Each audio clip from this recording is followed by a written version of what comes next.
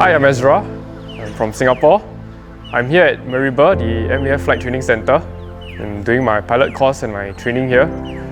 It should take about 2 years before I'm sent out to one of the MEF programs out there somewhere. I arrived about 2 weeks ago. First impressions are, this is a really, or not really, but it's quite a remote outback place. My first flight here was just last week. It was quite surreal. Oh man, my vocabulary isn't enough. The call to missions for me actually began when I was about 15 years old. It was a season when I was questioning my purpose in life, and then speaking to a youth pastor of mine at that time.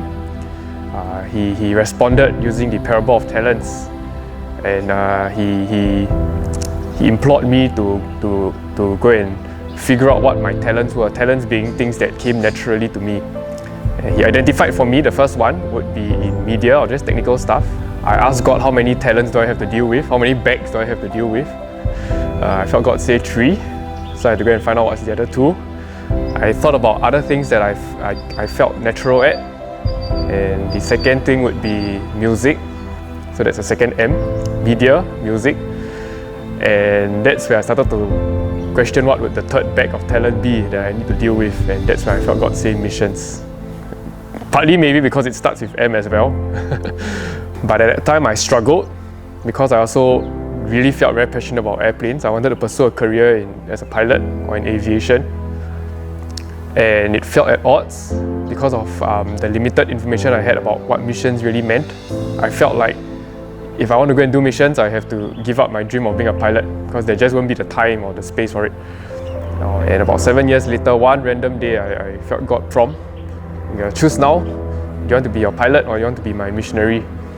About 3 days later, I guess you can say in frustration maybe, I decided that, okay, fine God, I'll just go and do missions. I'll give up being a pilot. I called up my missions pastor. I told him about it, and that's the first time I verbalized it. I said that I'm just going to give up being a pilot. I'm going to serve God first, and if I can still be a pilot later on, then praise God. But if I can't, praise God. Most important is I've served God. I have satisfied that last bag of talent. So the moment I said that, then that's when he remembered. He remembered that he received an email from MEF that very same week. It was an invitation to one of the Discovery Day events. And so he said, there's this email, why don't you go and take a look at this organization first, and it might be a better fit for you. So that event was 2 weeks later. I came for the event. I saw the videos, I saw the pictures, I listened to the stories, and it blew me away. It was the perfect middle ground between being a pilot and serving in missions. I think it was about 1 week or 2 weeks later, met up with the missions pastor again to update about the event or what I've seen at the event. And then I shared this frustration. I shared that I'm angry. Why didn't God just reveal this ministry earlier? It was at that time that my pastor responded. He said, God is often like that. He waits for us to put to death our own desires first, then He reveals more.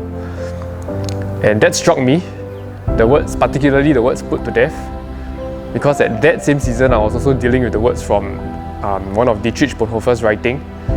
His famous quote, when Christ calls a man, He bids him come and die. I know it sounds crude, come and die,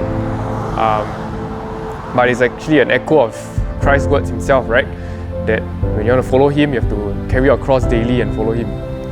So it was that moment that I realized that if I didn't reach that altar of surrender first, and then I came to know of MEF, then I'll be pursuing this mission organization for all the wrong reasons. I'll be pursuing it because I get to fly airplanes, because I get to be a pilot, and I'll completely miss the mission's heart behind it.